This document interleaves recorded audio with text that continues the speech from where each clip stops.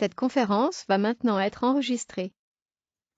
Bonjour à tous, ravi d'être une nouvelle fois avec vous pour cette séance de Reikatra avec Guillaume Baudry pour la modérer avec moi. Et nous avons la chance d'avoir deux orateurs d'exception aujourd'hui, Alain Combe à la Pitié-Salpêtrière et Matteo Pozzi à Lyon pour discuter de l'ECMO. On va attaquer avec le professeur Alain Combe qui est médecin intensif réanimateur à la Pitié-Salpêtrière et qui va nous parler de l'ECMO dans la place en charge du choc cardiogénique réfractaire. Merci beaucoup Alain d'avoir accepté de participer. Merci beaucoup à vous deux de m'avoir invité. C'est un plaisir d'être avec vous aujourd'hui. J'ai donc quelques conflits d'intérêts à déclarer que voici. Alors, en 2022-2023, quelle machine d'assistance circulatoire temporaire pour le choc cardiogénique? D'abord, si on regarde les différentes causes de choc cardiogénique, ce sont essentiellement des causes médicales et au premier rang desquelles l'infarctus du myocarde qui est concerné. Mais bon, ça peut être aussi des cardiomyopathies dilatées donc en bout de course, des myocardites fulminantes, du choc septique, etc.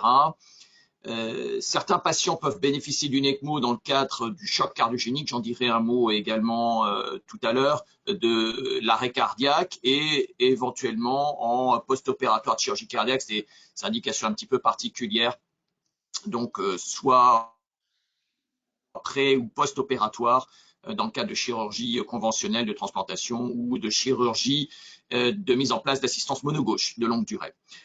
Alors, le problème, c'est que quand on regarde les recommandations récentes de la Société européenne de cardio, aujourd'hui, et faute d'essais randomisés adéquats, on n'a pas d'indication de grade 1 pour ces machines d'assistance temporaire. Il est écrit qu'on peut éventuellement les utiliser, mais avec une recommandation seulement de grade 2.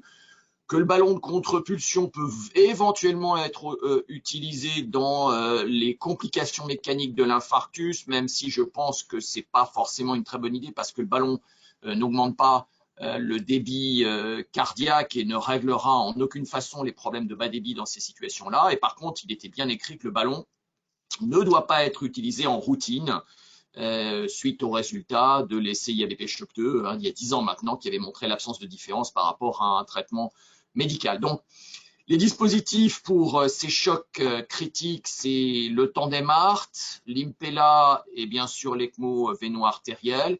Et clairement, les grosses machines, le cœur artificiel total, le HeartMate 3, ne sont pas pour les malades en choc cardiogénique aigu critique, compte tenu du prix d'abord de ces machines et puis de la nécessité d'une chirurgie cardiaque donc compliquée avec CEC. Alors, je ne vais pas dire deux mots du tandem ART. C'est maintenant une assistance qui est utilisée dans quelques centres aux États-Unis, qui n'est plus disponible en Europe. L'essentiel des machines d'assistance temporaire, c'est d'abord l'Impella, qui est un cathéter avec une pompe axiale qui est mise en place en transvalvulaire aortique pour aspirer le sang dans le ventricule gauche et le diriger ensuite au niveau de l'aorte thoracique ascendante. Donc, il y a plusieurs Impella. C'est essentiellement la CP qui est utilisée dans le choc cardiologique et du choc cardiogénique médical, parfois la 5.0 et maintenant bientôt la 5.5 dans les assistances d'un petit peu plus longue durée, en particulier les indications de chirurgie cardiaque.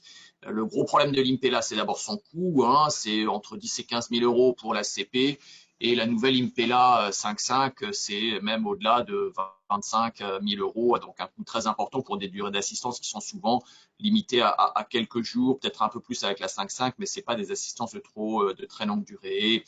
Les données de la littérature à la date d'aujourd'hui ne sont pas très en faveur de l'Impella, en particulier de la CP dans le choc cardiogénique de l'infarctus. Cette étude allemande montrant sur un registre rétrospectif après matching sur un score de propension que l'Impella ne faisait pas mieux que le traitement médical ou que le ballon de contre-pulsion dans ce choc cardiogénique de l'infarctus, que ce soit à la 2.5 ou la CP, et que l'Impella soit mise en pré-angioplastie ou en post-angioplastie. Et donc, il y a maintenant beaucoup de papiers. Là, je vous ai sorti un des plus récents qui est sur une base de données administrative, alors avec toutes les limites, bien sûr, de ces données sur base de données rétrospectives qui clairement n'ajustent pas sur un certain nombre de facteurs confondants. donc l'étude allemande ne montrait pas de bénéfice. Celle-là même met en évidence dans le choc cardiogénique de l'infarctus une surmortalité à la mise en place d'une assistance axiale type Impella. Avec en particulier donc une mortalité supérieure et plus de complications de saignement en particulier. Alors, l'ECMO, c'est l'alternative. L'ECMO, c'est une assistance donc qui va drainer le sang dans les cavités droites et le réinjecter au niveau de l'aorte terminale. Ses avantages, c'est de pouvoir donner une assistance biventriculaire, ce qui n'est pas le cas de l'Impella, qui est utilisé uniquement avec l'Impella gauche, une assistance mono-gauche. L'ECMO également est une assistance respiratoire avec l'oxygénateur à membrane qui est également sur le système. Et donc ça peut être utilisé en bridge un petit peu à ce qu'on veut, avec le plus souvent on espère un bridge vers la récupération, mais ça peut être un bridge vers une autre assistance, la transplantation. Et donc le coût de ces systèmes d'ECMO est beaucoup moindre que en particulier la machine d'Impella. Alors l'ECMO, ça fait maintenant longtemps qu'on évalue cette technique, elle a été perfectionnée, on insiste maintenant pour l'ECMO véno-artériel pour le choc cardiogénique sur la nécessité d'une cannulation percutanée, éco-guidée. On avait il y a quelques années montré que cette cannulation fémoro-fémorale périphérique éco-guidée avait même un bénéfice en termes de mortalité par rapport à une cannulation standard chirurgicale. Bien sûr, moins de complications, moins d'ischémie, moins d'infection. Mais encore une fois, cette constatation d'une mortalité moindre nous a maintenant amené à indiquer cette cannulation percutanée dans plus de 95% des cas d'implantation d'ECMO véno-artériel ici à la Pitié-Salpêtrière. Alors l'ECMO, c'est pas la panacée, puisque l'ECMO sur le plan physiologique va réinjecter donc le sang à contre-courant dans l'aorte thoracique descendante et augmenter ainsi la post-charge du ventricule gauche avec des risques d'œdème pulmonaire, de compromettre également la récupération ventriculaire gauche. Il y a beaucoup de données dans la littérature qui confirment cet effet qui est physiologique, dû à la réinjection à contre-courant dans l'aorte, et plus le débit d'ECMO est important, et plus cet effet va être important. Et il faut d'emblée préciser que la plupart des malades en choc cardiogénique n'ont pas besoin d'un débit d'assistance avec l'ECMO de plus de 3,5 litres, 4 litres, peut-être un peu plus dans les premières heures si le choc était extrêmement sévère, mais donc c'est une première chose qu'il faut bien préciser. Donc dans les stratégies de ce qu'on appelle en anglais le venting, c'est-à-dire essayer de diminuer un petit peu les effets de cette augmentation de post-charge ventriculaire gauche, la première chose à faire, c'est donc d'adapter le débit de l'ECMO à un débit qui reste raisonnable. Après, on a d'autres stratégies, un petit peu de dobutamine pour favoriser l'éjection, et puis surtout en fait la combinaison de systèmes, donc l'ECMO avec le ballon de contre-pulsion ou avec l'Impella, et donc une autre stratégie qu'on appelle septostomie atriale qui consiste à ouvrir une CIA en fait, qui permet le drainage en fait du sang des cavités gauches vers les cavités droites. Alors il y a un souci bien sûr, une fois qu'on a ouvert cette CIA, si le patient récupère, il faudra la refermer, et cette stratégie pour nous pour l'instant est à réserver aux indications donc en bridge à la transplantation ou à, par exemple, une assistance mono-gauche qui, lorsque la CIA comme ça pourrait être fermée au bloc opératoire de manière assez facile. Alors, les stratégies combinées prennent beaucoup d'importance pour l'ECMO VA dans le choc cardiogénique. Alors, c'est soit le ballon de contre-pulsion qui permet une diminution relativement modérée de la post-charge ventriculaire quand on mesure la réduction de la pression télédiastolique du ventricule gauche. Elle est à peu près de 5 à 7 mm de mercure lorsque le ballon est en fonction. En fait, c'est sur la phase de déflation du ballon qu'il y a un effet de succion au niveau de l'aorte proximale qui va provoquer donc cette diminution de la pression télédiastolique du ventricule gauche. On avait montré, nous aussi, dans une étude avant-après, que lorsque l'on met en place un ballon, on a moins d'œdème pulmonaire sous ECMO dans les jours qui suivent.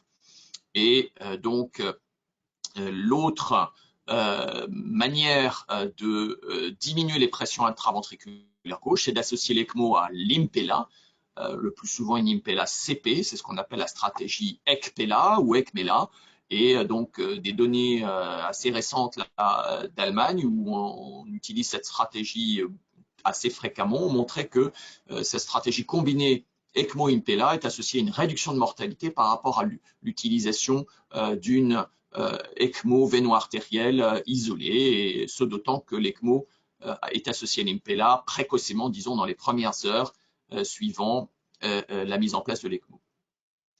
Ça, c'est l'étude la plus récente qui a évalué ces stratégies, ce qu'on appelle de venting, donc sous ECMO.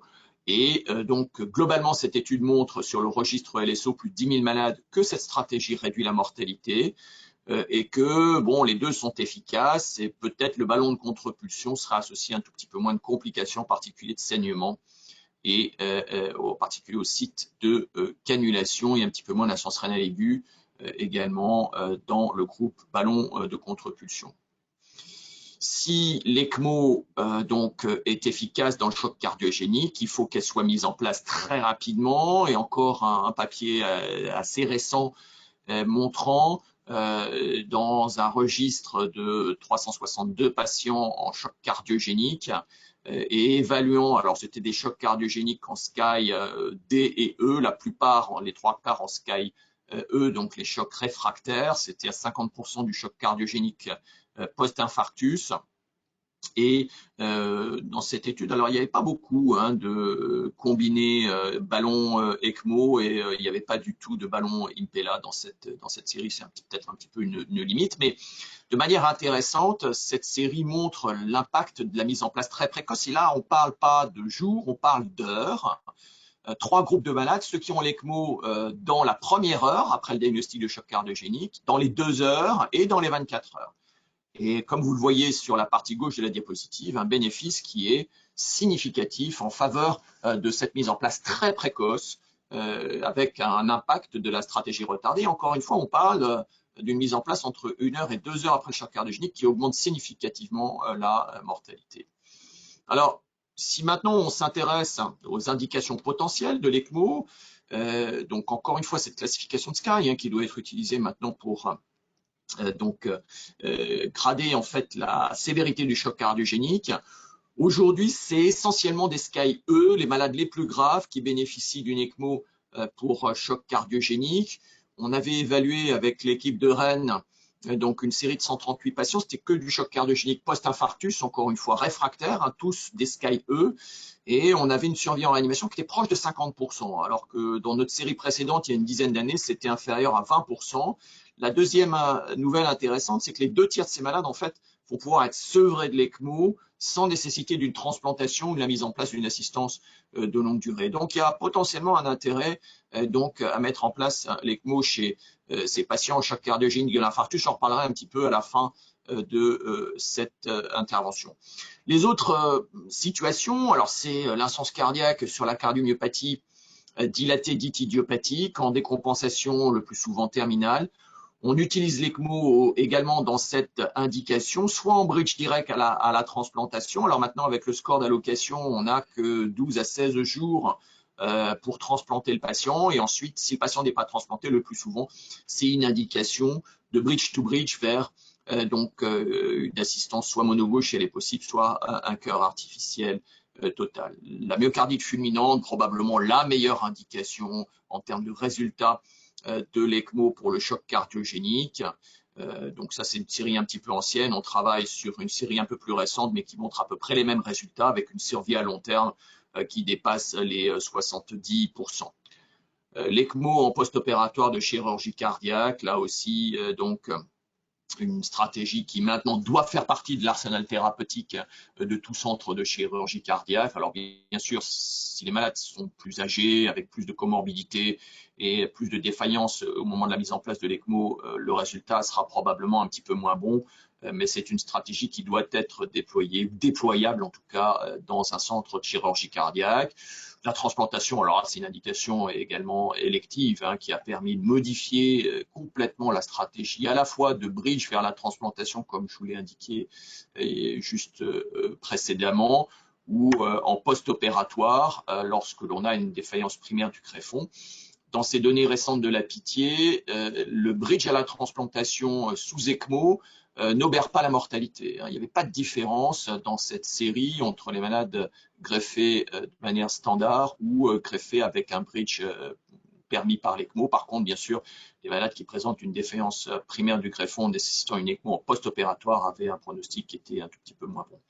Si on se projette maintenant dans les années qui viennent, les indications émergentes, alors il y a l'embolie pulmonaire gravissime, létale, qui est soit déjà compliquée d'un arrêt cardiaque, soit qui évolue vers un choc, donc nécessitant la mise en place de catécholamine et l'apparition de défaillance d'organes.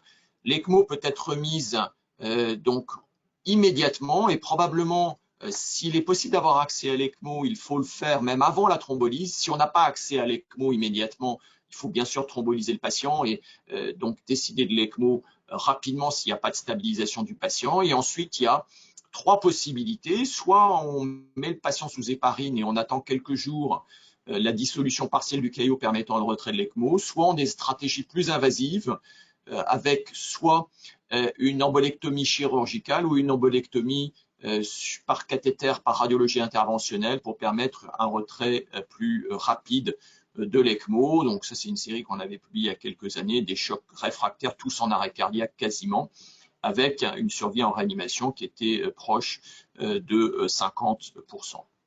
Je vous avais dit quelques mots sur l'arrêt cardiaque réfractaire nécessitant ce qu'on appelle en anglais l'ICPR, l'ECMO pour arrêt cardiaque réfractaire. Alors, on pourrait y passer des heures sur cette thématique, juste quelques diapositives. L'expérience du Minnesota s'intéresse uniquement aux arrêts cardiaques réfractaires sur arrêts chocables, qui sont essentiellement en fait des infarctus avec une fibrillation ou une tachycardie ventriculaire réfractaire. Les patients sont dirigés très rapidement vers un centre d'angioplastie, bénéficie premièrement de la mise en place de l'ECMO, secondement de l'angioplastie. Cette stratégie avait montré un bénéfice sur une première étude de registre qui a été confirmée par l'essai ARREST, donc coordonné par ce même groupe là du Minnesota, montrant une mortalité de 100% chez les patients contrôle et de 50% chez les patients traités, donc une stratégie intéressante. Alors, par contre, quand on regarde en vraie vie ce qui se passe, c'est le registre parisien de la mort subite. Malheureusement, en région parisienne, on n'a pas de bons résultats, en tout cas sur la série là, des années 2010, avec une mortalité qui est la même que celle des malades qui ne bénéficient pas d'ECMO.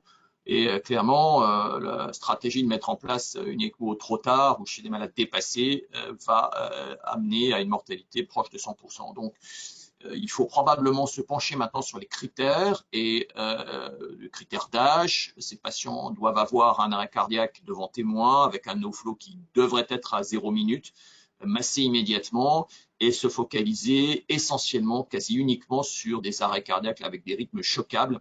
Le dernier critère étant le délai de low flow, c'est-à-dire le massage cardiaque jusqu'à ce que l'ECMO fonctionne. Il faut que ce soit inférieur à 1 heure. Et si on veut que ce soit inférieur à 1 heure, dans les guidelines, il faudra probablement écrire 45 ou 50 minutes. Choc septique réfractaire. Des patients en choc septique peuvent évoluer vers un choc cardiogénique avec un bas débit cardiaque et des résistances vasculaires systémiques préservées.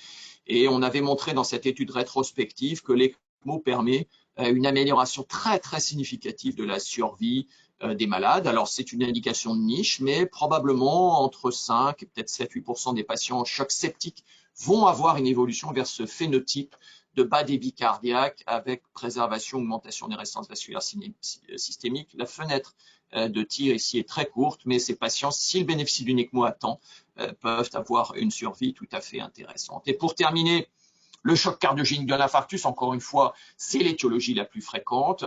Et la recherche se focalise maintenant sur une initiation plus précoce de l'ECMO véno-artériel dans cette situation. Des chocs cardiogéniques à partir de la classe C de SCAI, donc c'est le choc dit classique, avec les critères dits classiques. Et on a un certain nombre de raisons de penser que c'est une population d'intérêt. Quand on regarde l'essai CULPRIT, qui est le dernier grand essai allemand de choc cardiogénique de l'infarctus, les causes de décès de ces malades sont essentiellement du choc cardiogénique réfractaire, et en fait relativement peu des décès d'origine neurologique. Donc, il y a près de 2 tiers des malades ici qui décèdent de choc réfractaire. Et clairement, si l'ECMO avait pu être mise en place précocement chez ces malades, il y en a, allez, disons au moins la moitié qui aurait pu être sauvée. C'est ce qui était souligné dans l'éditorial qui accompagnait ce papier. Le problème maintenant, c'est la sélection au bon moment de ces patients. S'ils sont trop dépassés, ben, l'ECMO ne fera pas grand-chose. S'ils ne sont pas assez graves, ben, on mettra une ECMO pour pas grand-chose. Et donc, c'est ce groupe intermédiaire là qu'il va être important de pouvoir cibler. Alors, il y a un certain nombre d'études qui s'intéressent à ce sujet. Une étude a été publiée très récemment donc au congrès de l'AHA là, il y a quelques semaines donc aux États-Unis. C'est l'essai tchèque qui est l'ECMO véno-artériel pour du choc cardiogénique, pas que du choc cardiogénique de l'infarctus. Et son critère principal d'évaluation, c'était le décès ou la nécessité de mettre en place une assistance pour échec de la stratégie médicale ou la survenue d'un arrêt cardiaque. Donc, c'est un essai qui a pris pas mal de temps, hein, 8 ans, on n'a inclus que 122 patients, donc que 117 étaient évaluables. Et cet essai, globalement, est un échec. Alors, il y a un tout petit peu plus de critères principaux qui est survenu dans la stratégie conservatrice, mais c'est essentiellement en fait parce que la nécessité de mise en place d'une assistance secondairement était de 42% dans ce groupe-là. Et donc, quand on regarde sur le critère principal d'évaluation ou sur la mortalité, il n'y avait pas de différence entre les deux groupes. Encore une fois, cet essai méthodologiquement a quelques problèmes. Ça n'est pas que de l'infarctus du myocarde. Il y a des chocs aussi sur cardiopathie dilatée et on se demande si c'était la meilleure stratégie pour ces patients. L'essai Eurochoc, malheureusement, s'est terminé après l'inclusion d'une trentaine de malades il y a 2 ans maintenant et donc n'ira pas à son terme. Alors, par contre, l'essai allemand ECLS Choc, lui, vient de se terminer après avoir inclus plus de 400 malades. Et on aura probablement les résultats au cours de l'année 23. Et puis, notre étude encore, qui est l'étude française, hein, qui a débuté il y a à peu près 1 an, donc retardée par le Covid, mais maintenant, donc, l'essai est pleinement actif hein, et on randomise les malades entre ECMO véno-artériel précoce avec un ballon de contre-pulsion ou traitement médical avec une stratégie d'ECMO de sauvetage si les patients développent un choc réfractaire, une arythmie létale ou un arrêt cardiaque. Cette étude a pour critère principal d'évaluation l'échec de traitement à J30 qui est défini par la mortalité dans le bras ECMO ou la mortalité ou la nécessité d'une ECMO de sauvetage dans le bras contrôle avec un critère secondaire majeur qui est la mortalité à J30. Et on espère donc montrer un bénéfice donc bien sûr hein, en termes de mortalité avec cette stratégie d'ECMO précoce dans les chocs cardiogéniques essentiellement classe CDE de Sky. Voilà, donc j'ai écrit avec donc Susanna Price, Artsluski et Brody un papier qui est relativement récent sur les assistances temporaires dans le choc cardiogénique. Si vous le souhaitez, je peux vous adresser ce papier. Et puis ma dernière diapositive est une invitation pour notre congrès international au mois de juin à Paris, les 26 et 27 juin, donc où toutes ces thématiques sont abordées. Voilà, je vous remercie pour votre attention et je reste à votre disposition si vous avez des questions. Merci. Merci beaucoup Alain pour ce super tour d'horizon de l'ECMO et de l'assistance dans le choc cardiogénique. On est en France, grâce à la Pitié, tracteur dans le domaine sur l'ECMO, puis désormais sur l'assistance et le choc en général. Et c'est assez intéressant parce qu'il y a un paquet d'études en cours sur l'ECMO avec évidemment encore. On attaque parallèlement, alors ça c'est une histoire de difficulté de débuter à droite et à gauche, on se retrouve attaqué en même temps Ulysse avec l'MPLACP dans le choc cardiogénique avec Laurent Bonello, qui a démarré les inclusions cet été, donc un peu après vous. On devrait avoir dans les prochaines années un certain nombre de réponses. On voit aussi arriver ce topic du choc cardiogénique et du coup des assistances de plus en plus en dehors du domaine uniquement de la réanimation, où clairement l'histoire se joue de ce côté, mais du côté cardiologique aussi, où c'est hyper important pour la sélection des malades et peut-être qu'on peut espérer, et tu nous diras ce que tu en penses, recruter les malades plus précocement avant d'être appelé une fois que le patient comme tu nous l'as montré, est dans la tombe en train d'être perfusé. Donc, il faut espérer dans les prochaines années, avec le mix entre les cardiologues interventionnels, les cardiologues anésiques et puis les réanimateurs, on puisse progresser sur cette sélection des malades, même si ça reste encore compliqué. Tu l'as montré avec l'étude ECMO CS qui vient de publier, qui est l'étude de Prague, si je dis pas de bêtises, qui avait une stratégie. Alors, elle est critiquable, mais finalement, j'ai pas la même analyse. Tu vas me dire un petit peu de ces résultats. Elle est négative, mais finalement, il comparait l'ECMO à l'ECMO. La seule différence, c'est qu'il comparait une ECMO comme on la ferait nous, c'est-à-dire chez un patient qui est en train de déraper versus un patient un peu plus tard. Et vu le critère combiné, c'est très difficile de l'analyser. Je sais pas quel est ton regard plus précis sur cette étude. Bah oui, c'est un peu le problème. Elle a deux problèmes, cette étude. Il y avait à peine 50% des malades qui étaient en choc cardiogénique de l'infarctus. Donc, c'est une population pas très homogène, en fait. Deuxièmement, c'est très peu de malades, hein. C'est une petite centaine de malades et il n'y a clairement pas la puissance pour pouvoir montrer quoi que ce soit. Et troisièmement, eh ben, évidemment, c'était des malades souvent un peu graves et avec une nécessité d'assistance, en fait, dans la grande majorité des cas, quel que soit le bras. Mais le problème, on va buter là sur un problème éthique qu'on avait eu aussi, nous, pour laisser d'ECMO VV dans le SDRA, où, bon, on peut pas, à la date d'aujourd'hui, faire une étude dans les malades Sky D et E, ECMO versus pas d'ECMO. C'est l'essai qu'a fait Yiannopoulos, la Démétrius Yiannopoulos, dans l'arrêt cardiaque réfractaire. Il a été beaucoup critiqué sur le plan éthique, hein, parce que, donc, alors l'essai a été arrêté à 30 malades, hein, c'est 15 par bras. Là, on est dans le cas extrême, mais on referait le même essai avec les mêmes critères dans le choc cardiogénique de l'infarctus SCAI-E, on aurait les mêmes résultats. On aurait 100% ou 95% de mortalité sans ECMO et une survie peut-être autour de 50% comme il avait eu lui.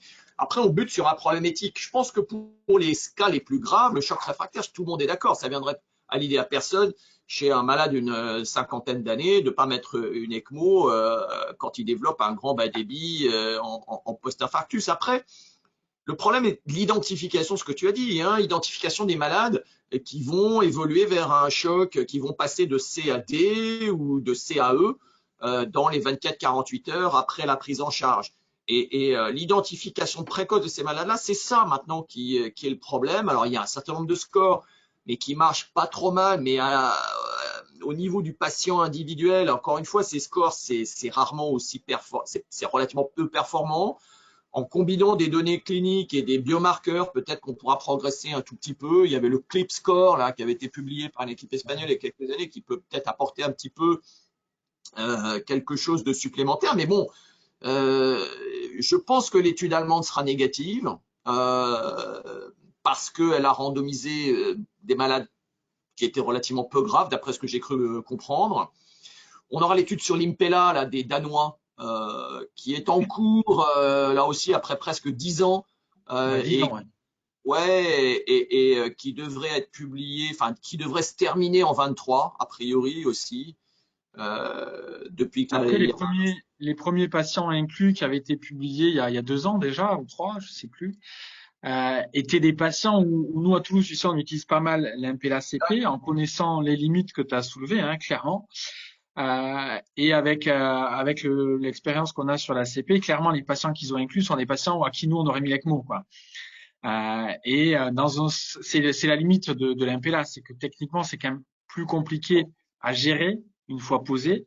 La pose en soi, une fois qu'on sait faire, c'est pas très compliqué, mais la gestion derrière est potentiellement, il me semble, plus compliqué pour avoir fait de l'ECMO et de l'MPLA parce que ça bouge, ça hémolise, etc. Et les patients les plus graves, ben oui, ça suffit pas. Alors après, il faut des stratégies d'implémentation, mais déjà qu'on sait pas avec une ce qu'il faut faire, avec deux, on a nos protocoles, mais pour les valider, c'est hyper compliqué. Dans notre série toulousaine, avec un peu plus de 120 malades, et on a à peu près 20-25% des patients à qui on a débuté par une MPLA qui finissent avec ECMO associé. Alors en soi, c'est pas forcément grave, sauf si au passage, évidemment, on se fait des complications de type arrêt cardiaque, etc., où là, ça devient évidemment assez majeur. Je sais pas si vous avez des questions dans l'assemblée pour Alain.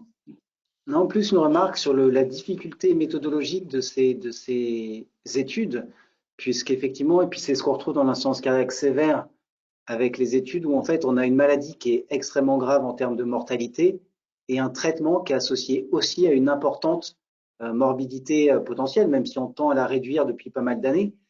Et effectivement, on se heurte en plus de ça avec la difficulté de l'acceptation de la randomisation qui est souvent dans des moments un peu d'urgence et tous les problèmes que ça se pose. Et sur un plan méthodologique, on aimerait peut-être des critères intermédiaires plus forts pour essayer justement d'évaluer un peu le meilleur timing, parce qu'on voit bien que sur de la mortalité, ça peut être compliqué. Si on inclut, comme ils avaient fait dans des études avec l'assistance précoce versus l'assistance tardive, au final, il y a une telle proportion de patients qui se retrouvent avec l'assistance qu'on n'arrive plus à que ça gomme les différences intergroupes sans pour autant qu'il y ait un endpoint différent sur un critère un peu plus dur.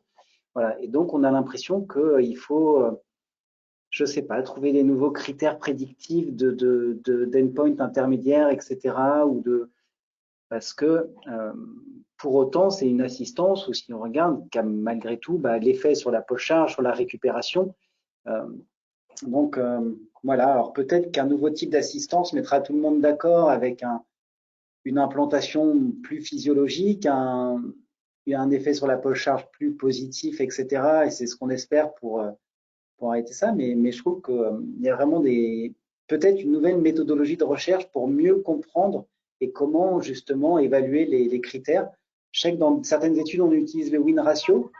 Je ne sais pas si à votre connaissance, il y a des études utilisant ce type de critères avec justement plusieurs niveaux de hiérarchie dans les endpoints.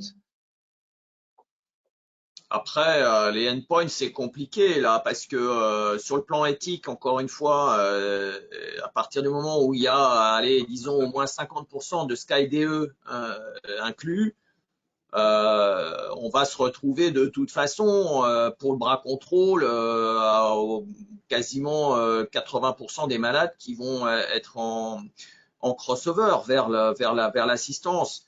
Et alors après, nous, on a dans l'essai encore des critères très durs pour donc l'assistance dans le bras contrôle, qui même parfois peuvent être considérés comme à la limite de critères éthiques, éthiquement valables. On avait eu également ce reproche pour l'ECMO VV dans le SDRA avec l'essai Eolia, où donc on avait 28% de rescue avec l'ECMO dans le bras contrôle et presque une dizaine de malades en arrêt cardiaque au moment de la mise en place de l'ECMO. On risque d'avoir un petit peu le même problème là pour l'ECMO VR. Mais bon, quand on regarde en fait Culprit là et cette analyse, c'est pas dans le papier de Princeps, c'est dans le supplément online. Et quand on regarde les causes de mortalité dans Culprit, qui est un essai où 60 à 70% des patients en fait étaient en SkyC. Donc c'est du tritronculaire qui, bon, d'emblée place les malades à un plus haut risque de mortalité.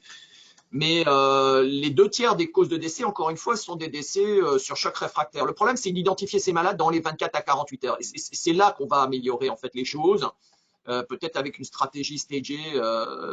Bon, et clairement le combiner. Si on était capable de mettre une CP avec une ECMO, c'est probablement, en tout cas pour les chocs les plus graves, la meilleure des stratégies.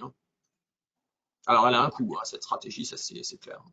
Elle a un coût qui est non négligeable, bon financier, ça c'est et on le voit avec les stratégies industrielles à l'heure actuelle, notamment avec cette boîte qui sont assez surprenantes, mais elle a un coût de complications aussi. Et c'est vrai que votre stratégie a la pitié de faire contre-pulsion ECMO en termes de risque de complications est quand même, il me semble, bien moindre que un PELA un PELA plus ECMO. Alors à Toulouse, on a fait beaucoup d'atrioseptostomie. On a évolué au fur et à mesure de l'évolution, notamment tracté par les papiers de la pitié sur les débits d'ECMO. Et c'est vrai que si on adapte les débits vers le bas, toujours plus vers le bas, avec des seuils à 2 litres quand même, au minimum, on a quand même beaucoup moins de problématiques de surcharge et de complications de non-décharge VG. Néanmoins, on a quand même encore des cas. Et la cannulation, parce qu'on peut faire du 15 French en percute qui va aussi faire diminuer de manière drastique les complications liées à l'ECMO. Alors ça, c'était le point qui allait suivre, c'est que la stratégie d'implantation fait les complications et fait les problématiques de retrait. Donc ça, je crois que c'est un point majeur. Dans la discussion, nous, on n'est pas encore arrivé à ça pour des problématiques de politique médico-chirurgicale interventionnelle, mais ça, je crois que la démonstration est faite par vous et puis reproduite par d'autres derrière. Mais merci beaucoup en tout cas à Alain pour ce super topo, et je propose, si ça vous va à tous, qu'on continue avec Mathéo